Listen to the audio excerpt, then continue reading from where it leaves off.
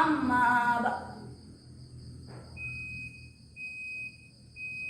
Puji syukur marilah kita panjatkan kepada Allah Subhanahu wa Ta'ala yang telah memberikan beribu-ribu nikmat, terutama nikmat iman, Islam, dan sehat walafiat,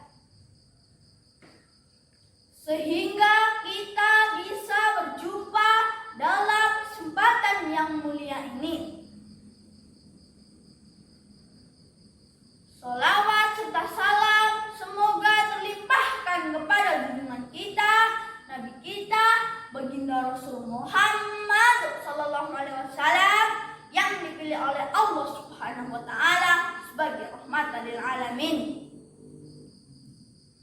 Pada kesempatan kali ini, saya akan menyampaikan sedikit uraian tentang kewajiban menuntut ilmu. Rasulullah Shallallahu Alaihi Wasallam pernah bersabda, "Thalabul ilmi fardhatun 'ala kulli muslimin," yang artinya menuntut ilmu adalah kewajiban bagi setiap muslim. Ilmu itu bagaikan cahaya di kegelapan. Jadi, jika kita mempunyai banyak ilmu, maka kegelapan dalam diri kita akan semakin sedikit dan pancaran cahaya akan semakin terang. Maksudnya apa ya? Maksud dari kegelapan dalam diri kita adalah kebodohan kita, ketidaktahuan kita. Sedangkan cahaya itu maksudnya adalah pengetahuan kita, pola pikir kita, dan juga mental kita. Selain itu, ilmu dapat mengantarkan kepada kebajikan dan ketakwaan. Sedangkan ketakwaan dapat membawa kita pada kemuliaan di sisi Allah Subhanahu wa Ta'ala dan kebahagiaan yang abadi. Oleh karena itu, teman-teman, marilah kita bersemangat untuk belajar dan terus belajar agar kita menjadi generasi baru bagi bangsa Indonesia yang memiliki pengetahuan yang luas, yang siap menghadapi tantangan perkembangan zaman, arus globalisasi, dan perkembangan teknologi yang semakin canggih. Karena masa depan bangsa ada di tangan kita. Rasulullah Shallallahu Alaihi Wasallam pernah bersabda, "Utlubul ilma minal mahdi illal lahdi," yang artinya carilah ilmu sejak bayi hingga liang lahat. Jadi, selama kita masih hidup, wajib hukumnya untuk terus-menerus untuk menuntut ilmu. Demikian uraian dari saya, semoga bermanfaat bagi kita semua. Orang sabar banyak pahala, kalau malu mukanya merah. Panjang lebar saya berbicara, mohon maaf jika ada salah. Billahi taufiq wal hidayah, waridho wal inayah. Wassalamualaikum warahmatullahi wabarakatuh. Assalamualaikum warahmatullahi wabarakatuh. Hamdan wa syukran lillah. Salawatan wa salaman ala Rasulillah. Amma ba'du. Puji syukur marilah kita panjatkan kehadiran Allah Subhanahu wa Ta'ala yang mana telah memberi kita rahmat, taufik, hidayah, dan inayahnya kepada kita semua sehingga kita masih bisa menikmati indahnya dunia ini. Sholawat serta salam tak lupa kita curahkan kepada suri tauladan Nabi besar Muhammad Sallallahu Alaihi Wasallam. Baiklah, sebelum saya memulai pidato ini, perkenalkan, nama saya Zakira Hafani Zahra dari Rumah Quran Najwa Asila, Gemuruh Purbalingga. Bulan Ramadan adalah bulan yang sangat dinanti-nanti oleh kaum muslimin di dunia, sebab di bulan ini dipenuhi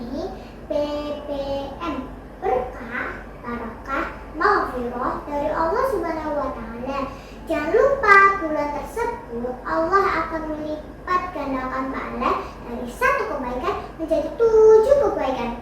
Dalam bulan Ramadan banyak sekali loh keutamaannya, mau tahu? 1. Bulan diturunkannya Al-Quran. Al-Quran diturunkan kepada Nabi Muhammad melewati malaikat Jibril. Al-Quran diturunkan secara berangsur-angsur. Surat yang pertama kali turun adalah surat Al-Alaq ayat 1-5 yang berbunyi A'udzubillahi minasyaitonirrajim. Bismillahirrahmanirrahim. Iqra bismi rabbikal ladzi khalaq. Khalaqal insana min 'alaq. Iqra wa rabbukal akram. Alladzi 'allama bil qalam. 'Allamal insana ma lam ya'lam. Shadaqallahul adzim. 2. Terdapat malam Lailatul Qadar. Lailatul Qadar adalah malam kemuliaan. Maksudnya malam yang lebih baik dari 1000 bulan. Teman-teman online yang dirahmati Allah Subhanahu wa taala, di bulan Ramadan ini kita mempunyai kewajiban yang harus kita lakukan, yaitu puasa. Puasa dalam istilah, dalam bahasa artinya menahan.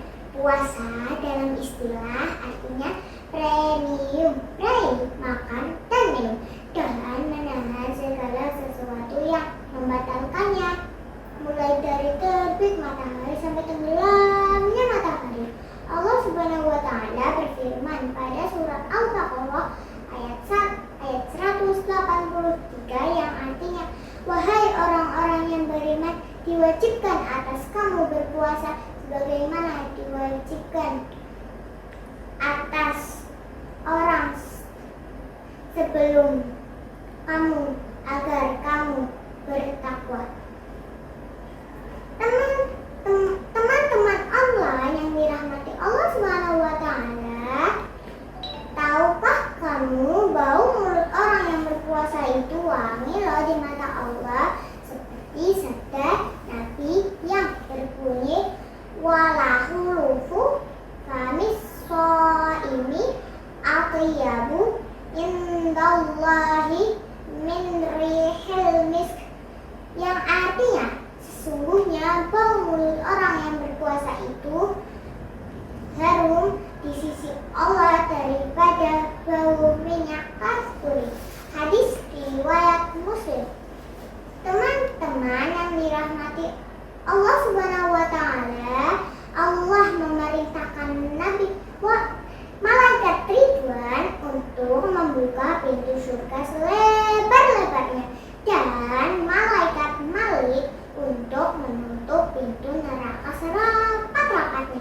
Maka dari itu marilah kita berburu pahala di bulan Ramadan ini dengan memperbanyak sedekah, rajin sholat, memperbanyak baca Al-Quran, memperbanyak istighfar, dan masih banyak lagi. Mungkin cukup sekian yang bisa saya sampaikan. Semoga bermanfaat. Akhiratul kalam.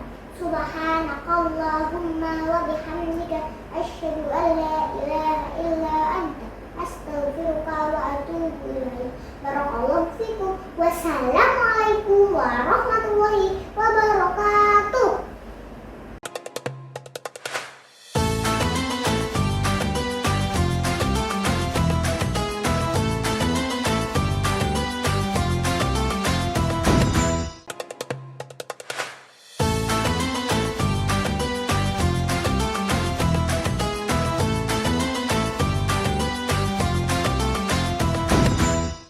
Assalamualaikum warahmatullahi wabarakatuh.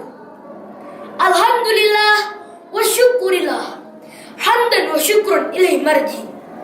Kepada Dewan Juri yang saya hormati, hadirin hadirat yang saya sayangi, dan teman-teman yang saya cintai, perkenankan saya Hamzah Abdul Salam dari SDUMP Purwokerto ingin menyampaikan pidato dengan judul Ibu, Ayah, izinkan aku, anakmu, berbakti. Dewan Juri yang saya hormati, hadirin hadirat yang disayangi Allah, ada satu hadis terkenal tentang berbakti pada orang tua, yaitu satu Rasulullah sallallahu alaihi wasallam, ayul amal afdal, qala as-salatu li waqtiha, qala qultu thumma ayum, qala birrul walidain, qala qultu thumma ayum, qala al-jihadu fi sabilillah. Yang artinya, aku bertanya pada Rasulullah sallallahu alaihi wasallam, amal apakah yang paling dicintai oleh Allah Azza wa Jalla? Beliau menjawab, salat tepat pada waktunya. Lalu aku bertanya, kemudian apa lagi? Beliau menjawab, berbakti pada orang tua.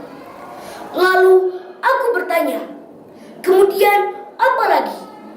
Beliau menjawab, jihad di jalan Allah. Abdullah bin Mas'ud mengatakan, Rasulullah mengatakan hal-hal tadi kepadaku.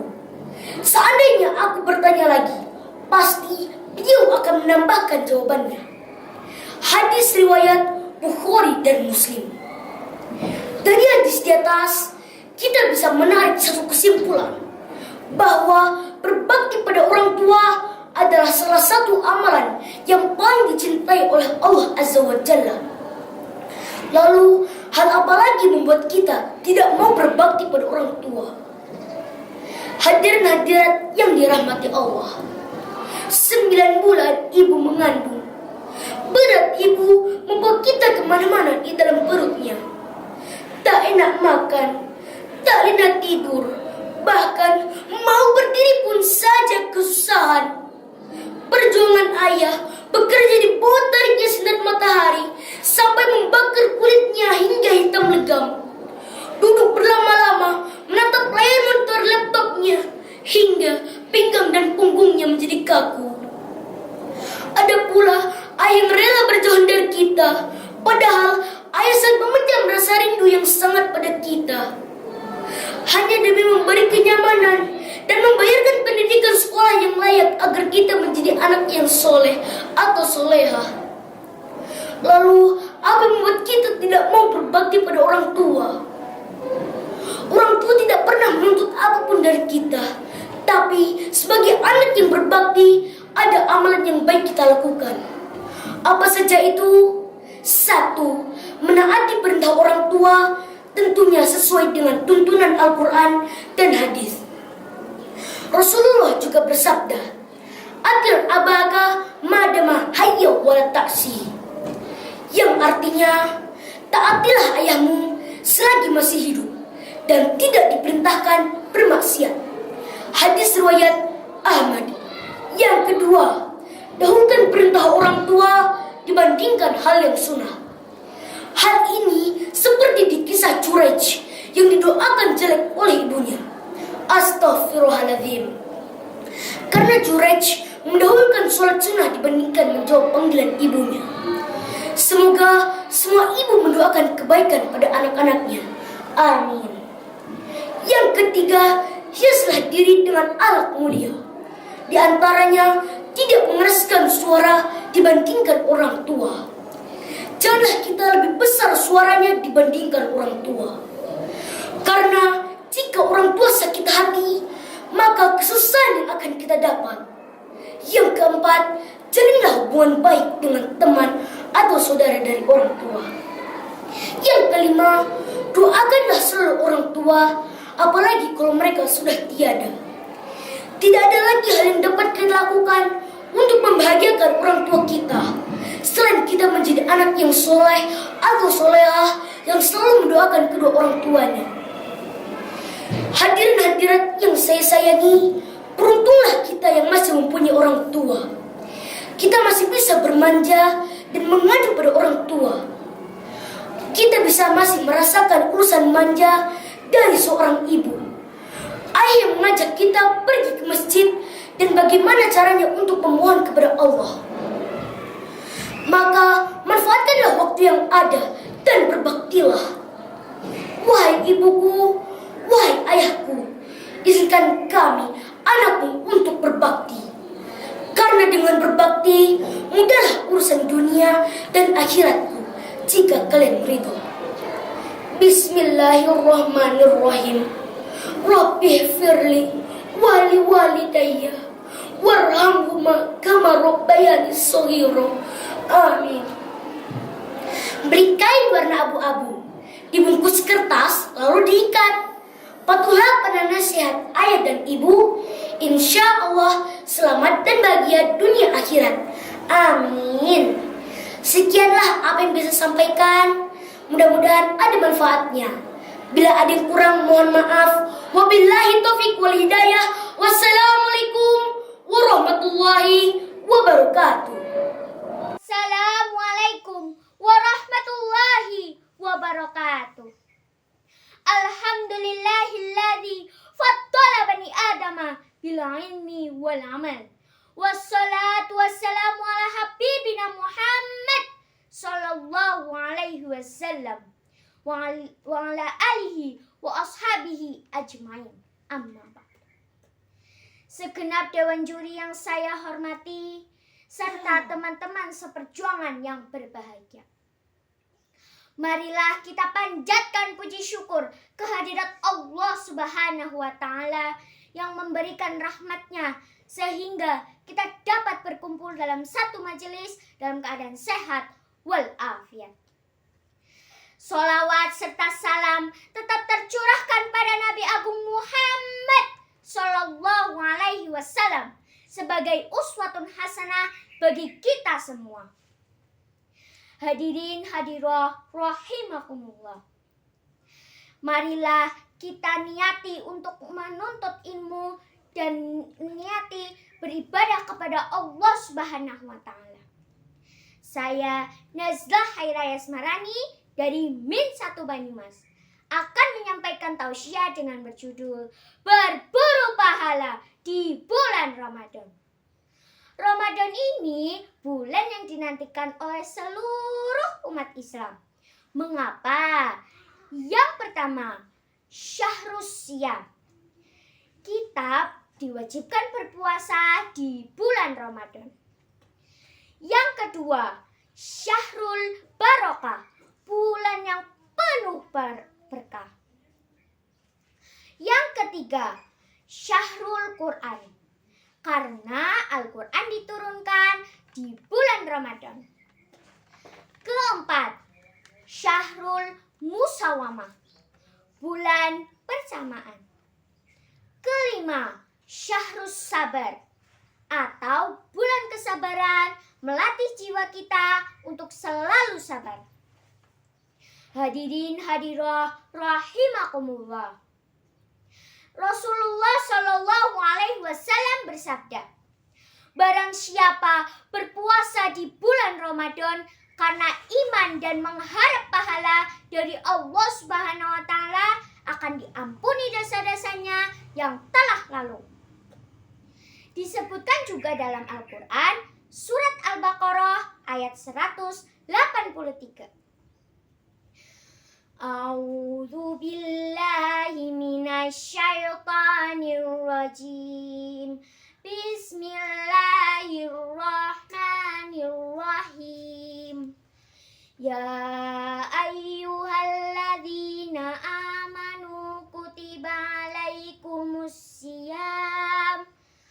Kutiba alaikumusiyam kama kutiba alal ladzina min qablikum la'allakum tattaqun.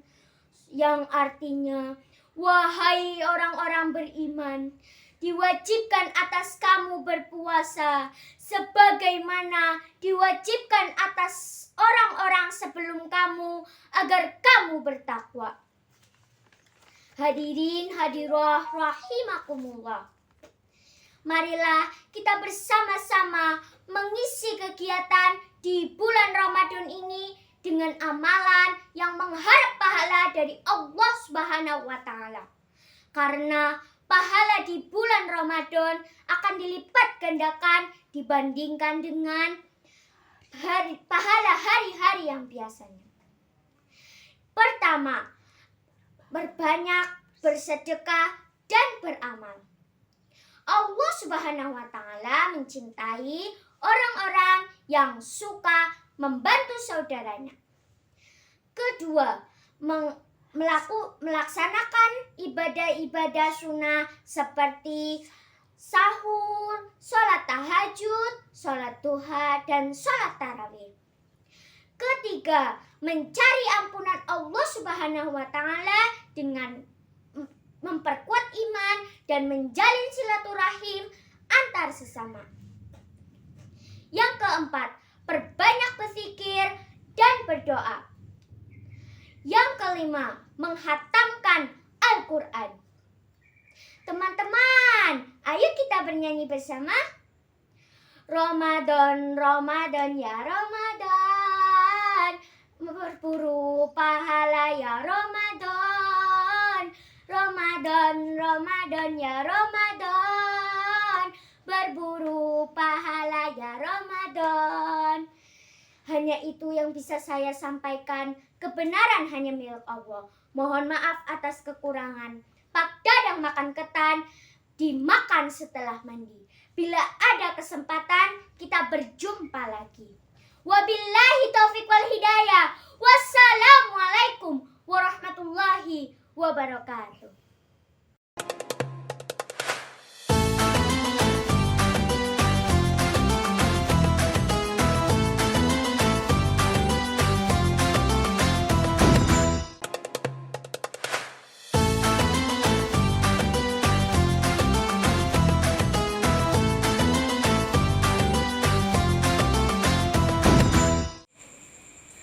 Selamat datang bulan yang siang hari mulia. Selamat datang bulan yang malam hari pun mulia. Marhaban ya Ramadan. Bismillahirrahmanirrahim. Assalamualaikum warahmatullahi wabarakatuh. Alhamdulillahirabbil alamin, wassalatu wassalamu ala asrofil anbiya'i wal mursalin wa ala alihi wa sahbihi ajma'in, amma ba'du. Asyhadu an la ilaha illallah wa asyhadu anna Muhammadan rasulullah. Honorable Chairman of this presentation, honorable judges, and all my dear friends. First of all praises are belong to Allah, who has given us the mercies and blessings until we are able to meet face to face in this glorious place. Secondly, may the blessing and peace of Allah be upon the best closing prophet and chosen, Muhammad sallallahu alaihi wasallam. In this opportunity, I am Anindita Faresregar from Minwan Banyumas will present my speech under the title Berburu Pahala di Bulan Ramadan. Hadirin rahimakumullah. Satu hal yang tidak kita ragukan bahwasannya berjumpa dengan bulan Ramadan merupakan nikmat yang besar, nikmat yang mulia yang Allah berikan kepada kita. Sehingga sampai detik ini kita masih dapat nikmati hidup dengan kehidupan dengan tetap berpegang teguh pada ajaran Islam. Ramadan adalah bulan ibadah, syahrul al-ibadah. Pada bulan ini, pahala ibadah dibalas dengan berlipat ganda. Seperti diriwayatkan dari jalur Abu Hurairah. Setiap amalan anak Adam akan dilipat gandakan dengan 10 kebaikan yang semisal hingga 700 kali lipat. Hadirin sekalian, calon penghuni surga. Amalan di bulan Ramadan yang pahalanya dilipat gandakan antara lain: yang pertama, puasa Ramadan. Menjalankan puasa Ramadan merupakan kewajiban bagi tiap muslim. Hal ini sebagaimana telah katakan dalam Al-Quran surat Al-Baqarah ayat 183 yang berbunyi, Bismillahirrahmanirrahim. Ya ayyuhalladzina amanu kutiba alaikumusiyam kama kutiba alal ladzina min qablikum la'allakum tattaqun. Shadaqallahul azim. Yang artinya, hai orang-orang yang beriman, diwajibkan atas kamu berpuasa sebagaimana diwajibkan atas orang-orang sebelum kamu agar kamu bertakwa. Yang kedua, sholat tarawih, witir, dan tahajud.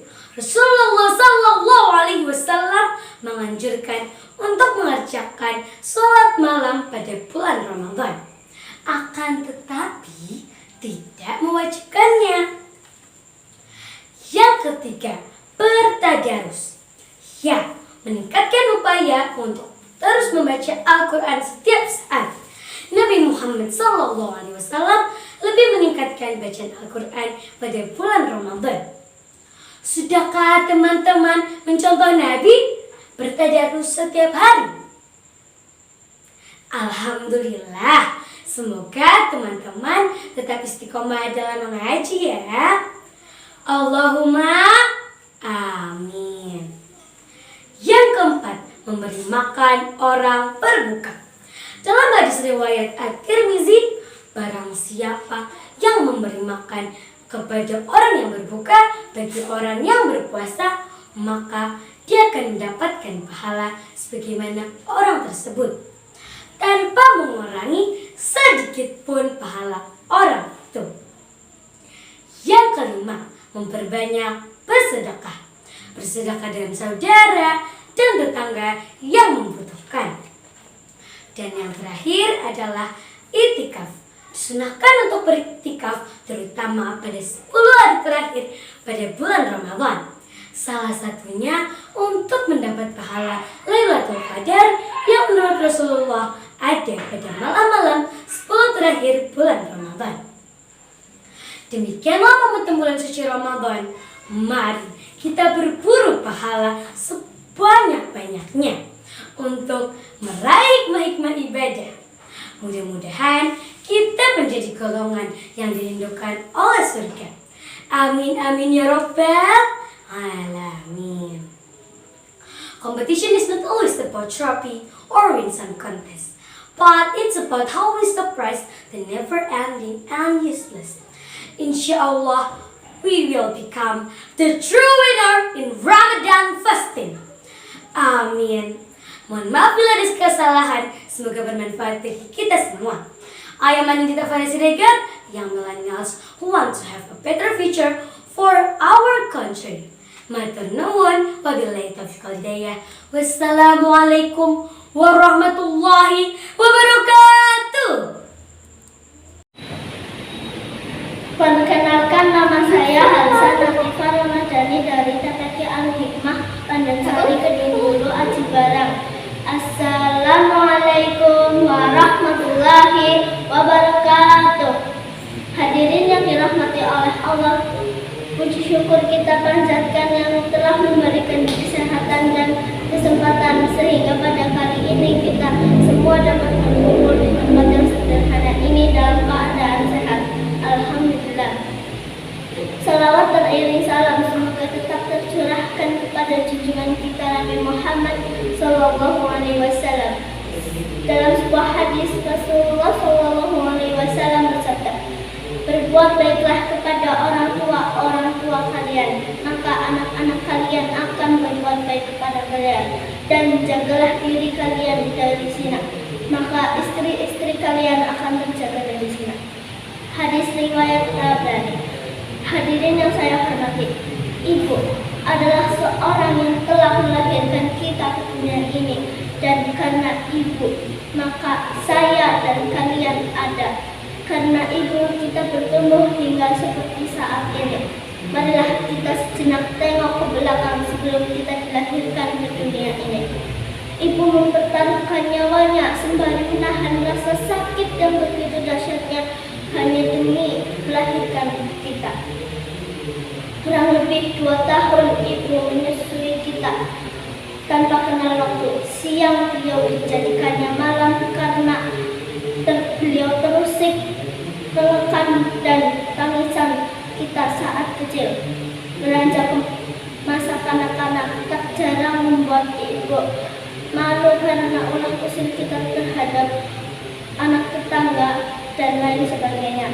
Tak jarang pula ibu harus kebingungan mencari kita yang keasikan bermain. Tidak hanya itu, ibu harus menanggung berbagai beban selama kita sekolah. Seragam kita kotor, ibu yang mencucikan. Seragam kita hilang, ibu yang mencarikan. Seragam kita sobek, ibu yang menjahitkan. Hadirin yang berbahagia, sungguh begitu besar jasa-jasa ibu kepada kita, sehingga walaupun kita balas jasa-jasa itu dengan menggendong ibu mengelilingi Ka'bah selama 7 kali, itu belum cukup.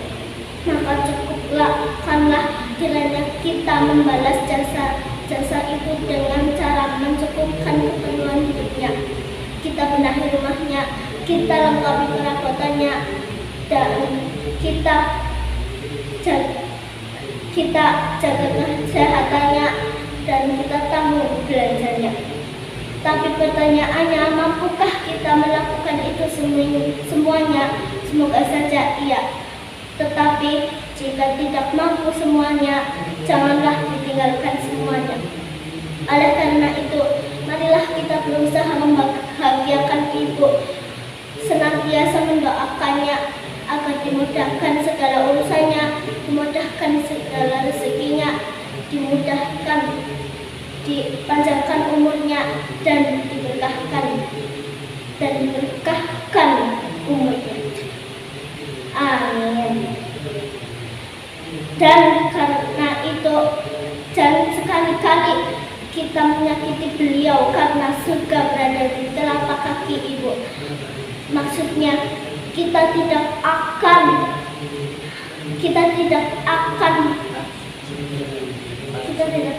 mampu masuk surga sehingga ibu tidak meridhoi kita.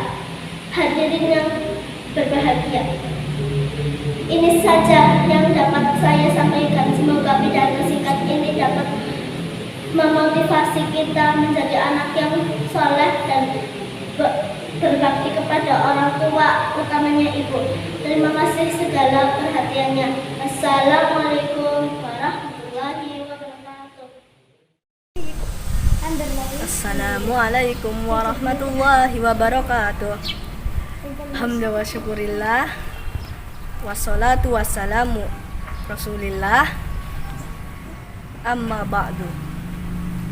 Pertama-tama kita panjatkan Allah SWT yang telah memberi rahmat dan hidayah serta kita bisa berkumpul di sini. Shalawat serta salam curah limpahkan pada junjungan kita Nabi Agung Nabi Muhammad SAW. Ustazah yang saya hormati dan murid Al-Iza yang saya banggakan, saya berdiri di sini atau berpidato yang berjudul Berburu Pahala di Bulan Ramadan. Rasulullah SAW bersabda, banyak orang yang berpuasa tapi hanya mendapat lapar dan haus. Akan tetapi walaupun hanya seperti itu, kita tetap diwajibkan untuk berpuasa. Seperti dalam surat Al-Baqarah ayat 183 yang berbunyi, Ya ayyuhalladzina amanu kutiba alaikumus siyamu kama kutiba alal ladzina min qablikum la'allakum tattaqun. Yang artinya, wahai orang-orang yang beriman, diwajibkan atas kamu berpuasa sebagaimana diwajibkan atas orang-orang sebelum kamu agar kamu bertakwa. Dan saya di sini untuk mengajak teman-teman ustazah dan ustazah untuk berburu pahala di bulan Ramadan. Salah satunya yaitu tarawih. Tarawih adalah sholat sunnah di bulan yang dilakukan khusus pada bulan Ramadan. Dan dilakukan pada malam hari setelah sholat isya. Sholat tarawih dikerjakan dalam rangka menambah amalan baik di bulan suci. Rasulullah SAW bersabda, barang siapa yang mengerjakan sholat malam di bulan Ramadan karena beriman dan mengharapkan pahala, maka dosa-dosanya akan diampuni dosa yang telah lampau.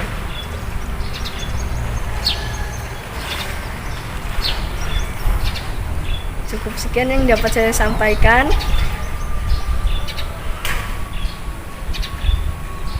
Pak Ahmad menjahit kopiah